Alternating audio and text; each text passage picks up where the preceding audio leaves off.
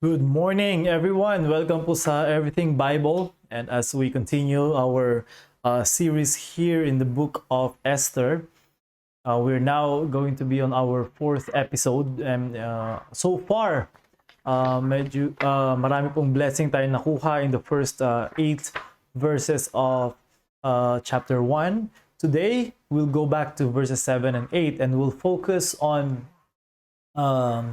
wine and drinking. And ano po ba ang stand natin? I don't know what your stand is. Iba-iba po. But we will look at what the Bible says. Because kung saan man tayo dapat magkasundo ay kung ano po yung sinabi ng Bible. Hindi yung opinion ko or opinion ng kahit sino man. I may give you my opinion on this matter. Later, I'll give you where I stand. But we should never base our convictions on where other people stand. Always base it on where the Bible stands. And we'll look at verses today, lots of verses. So please take note of that. Baka ito ay maging topic po someday sa inyo or sa kung kanino man po na ito yung mapag-usapan. One way or another, it will come up po sa ating mga pag-usapan. Anyway, before we start, if you would kindly share our video, that would be a blessing po. Sabi po dito sa verse number 7 of Esther chapter 1, and they gave them drink in vessels of gold, the vessels being diverse one from another, and royal wine in abundance, according to the state of the king. And the drinking was according to the law. None did compel, for so the king had appointed to all the officers of his house that they should do according to every man's pleasure. So just looking at those verses, and later we will go far from a bit away from these verses just to focus on that topic of wine. Pero focus po muna, tignan po muna natin yung sinasabi sa verses 7 and 8. We see here that the vessels of gold na nakalagay dito, hindi lang siya basta vessels of gold, pero iba-ibang klase pa siya. It is for wine. And nakita natin dito that they drank according to the law. Hindi sila pinipilit uminom, but ang instruction ng king dito sa extension ng feast nila is as long as they want to drink, keep giving them drink. And makita rin natin dito sa verse na ito that people during that time, or at least in the kingdom of Ahasuerus, they love drinking and getting drunk. Nakalagay na nabasa din natin na if the king is drinking, usually lahat sila ay inom din. Kung ang king ay lasing, usually lahat sila lasing din. So that is how they worship and obey and revere their king. Kung ano ang ginagawa niya, gagawin ko rin. Kung anong gusto niya, yun ang gagawin ko. And these are the things that we should give to the Lord. Kung ano ang gusto niya, yan ang gagawin natin ng Panginoon. So yun ang dapat nating attitude sa Panginoon. But for these people, this is their attitude towards a person. And sometimes, sadly, sa ating buhay dito sa lupa, nagiging attitude din natin to towards a person. Hindi natin napapansin, but pag meron tayong tao na nire-respeto, meron tayong utang na loob sa kanya, that we just adore them. Sometimes we worship him like this, na kung ano yung ginagawa niya, gagawin natin. Kung ano yung gusto niya, yun ang gagawin natin. You know, sometimes if they're following the Lord, great. Kasi we are getting closer to the Lord. But if nandun na ang focus natin sa tao, hindi na po maganda. So these people, they're drinking, they're getting drunk. Paglasing si king, lasing din lahat, and maglalasing din lahat. And we know the reason why nilalasing niya is to sell the war. We studied that yesterday. But let's look at the topic of wine. Gusto ko lang pong i-focus ito kasi I don't think na sa ibang series na gagawin natin ay it will come up. There are people who say that drinking alcoholic beverage is not a sin. And if I look at the Bible, I will not find verses that says drinking alcoholic beverages is a sin. But later on, we're going to makita natin and clarify natin yan. But the Bible is full of warnings about getting drunk. And we know that getting drunk involves alcohol. So that is the, basahin lang po natin mga warnings sa Bible. The Bible says, Judges chapter 13 verse 4, Now therefore beware I pray thee, and drink not wine nor strong drink, and eat not any unclean thing. So again, that verse is very clear. Isaiah chapter 5 verse 11, sabi dito, woe unto them that rise up early in the morning, that they may follow strong drink, that continue until night, till wine inflame them. So yan ang ginagawa ng wine sa mga tao. Isaiah chapter 5 verse 22. Woe unto them that are mighty to drink wine and men of strength to mingle strong drink. Which is true, yung mga tao na nire-respeto mo, malakas, may dignidad, may respeto sa tao. When people are drunk, mawawala lahat yon. And sometimes just one moment of getting drunk and actions that you do when you're drunk will just really destroy whatever it is na pinaghirapan natin i-build up. The Bible says in Isaiah 24 verse 9, they shall not drink wine or with a strong drink. Strong drink shall be bitter to them that drink it. Of course, this is talking about specific people. But let's move on. Isaiah 28 verse 7, sabi dito, but they also have erred through what? Through wine. Nagkamali sila because of drinking wine and through strong drink. So yan ang isa sa napansin ko. I don't know, you can message me about this if you know more on the subject matter. We are definitely open to learning something new.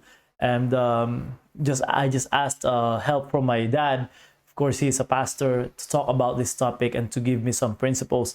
And one thing I noticed that wine and strong drink are differentiated, medyo magkahiwalay. Anyway, makita natin yan later on. The priest and the prophet have erred through strong drink. So, nagkakamali yung even the priest and the prophet. Why?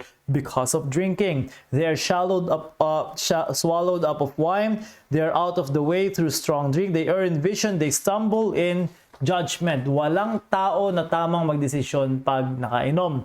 Proverbs 20 verse 1, wine is a mocker, strong drink is raging, and whosoever is deceived thereby is not wise. It's not wise to fall into that. Bakit? Kasi ikaw din ang masisira. And just a few more verses.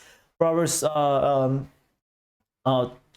verse 30, they that tarry long at wine, they that goes to seek mixed wine. Look not thou upon the wine when it is red, when it giveth his color in the cup, when it moveth itself aright. At the last it biteth like a serpent and stingeth like an adder. So, though hindi natin makita verses explicitly warning us that wine is sin, but the Bible is full of warnings about the dangers of getting drunk. And malalasing ka ba kung hindi ka iinom in the first place? And we know even the Apostle Paul commanded Timothy to drink a little wine for his sickness, because even though today maraming research that wine does have benefits sa ating health, but what I want to tell you is that those benefits can be given to us by other things, supplements, vitamins, mga gamot, or other herbal things that na mabibigay din naman sa atin without wine. So, bakit pa ilalagay natin yung sarili natin sa danger of committing sin or making a fool out of ourselves kung nandiyan na ang punong-puno ang Bible ng warning na delikado ang ginagawa mo? When you do that, you will not glorify the Lord. Pag nalasing ka, sisirain mo ang iyong testimony. Just look at Noah. Look at Lot. They committed, Noah was naked in front of his kids and caused one of his sons to be cursed because of that. Lot, nagkaroon siya ng sexual relations with his daughters. And what is the cause of all that? Because they got drunk. And what is the beginning of getting drunk? Drinking wine. So though, hindi talaga kasalanan just to drink wine, but that is the start of sin. Idagdag mo pa dyan yung maraming tao ngayon, pamilya na nasira dahil sa taong lasing. Mga tao na namatay dahil sa mga people who are driving because they are drunk. And those are the dangers of that. It's full of dangers. And of course, being drunk has its health compromising our health as well. So bakit pa natin ilalagay ang sarili natin yan? Let's just look at a few principles sa Bible that we can apply in this topic. Sa Romans chapter 14 and the book of Corinthians is talking about the law of expediency. Sinasabi dyan, kung meron din matitisod because of what you eat and what you're doing, then don't do that in front of them. Or just don't do it at all. Bakit? Kung si pastor or kung ako pastor mo, and then your stand is wine is dangerous, and nalaman mo that every time I eat dinner, I drink a little wine, hindi ka ba magkakaroon ng konting katititsuran sa akin? So, much better na wag na lang.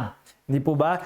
So, apply that law of expediency. Another thing is how avoiding temptation. In James chapter 1, nabasa natin and napag-aralan natin in our first devotion series na papaano ka ba nagpa-fall into temptation? Hindi ka lang basta nag-fall into temptation. Sabi sa verse number 4 and 5, 14 and 15 of James chapter 1. Ang sinabi ni James doon, ni Pastor James doon, is simply, pagka meron kang temptation, yun ang kahinaan mo, at lumapit ka pa doon, okay, then doon ka magfo-fall into sin. So, kung may danger pala na magkasala ka, malasing ka because of wine, why in the world would you have it in your house in the first place? Why in the world would you have that first drink in the first place? Kung meron palang danger na magkasala ka and make a mess out of yourself. So, apply that principle as well. Principle of expediency, principle of avoiding temptation.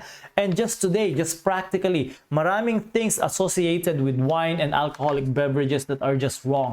Kaya nga yung mismong tax lang ng wine and cigarette is called sin tax. So you avail of that, then in a way you're connected to that kind of thing. And look at the commercials of wine. It's always a sexy guy or malaking katawan na lalaki or sexy na babae because they're selling drunkenness and all of those things. And bakit pa tayo papasok dun sa pagtatalo? Bakit pa kailangan natin uminom ng wine kung meron palang danger, kung meron din palang matitisot, at kung paggagalingan lang din ng pagtatalo? Wag na lang po. Bakit?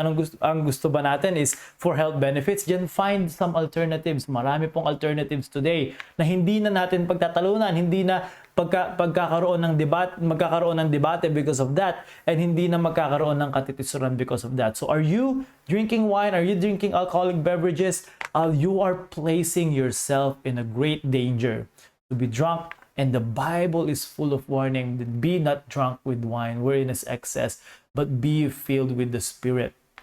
Yan ang command sa atin. So wag na natin lagay ang sarili natin sa danger na yan. And we see even in the Bible, there's so many examples of people getting drunk and destroying their lives and their testimonies. So that's all I have to say for the matter. I know it's should be a longer study. If you have any suggestions, please do message me. And very much willing to stand corrected kung meron pong mali. But by the grace of God, as long as we can see that in the Bible, dun tayo mag-agree. So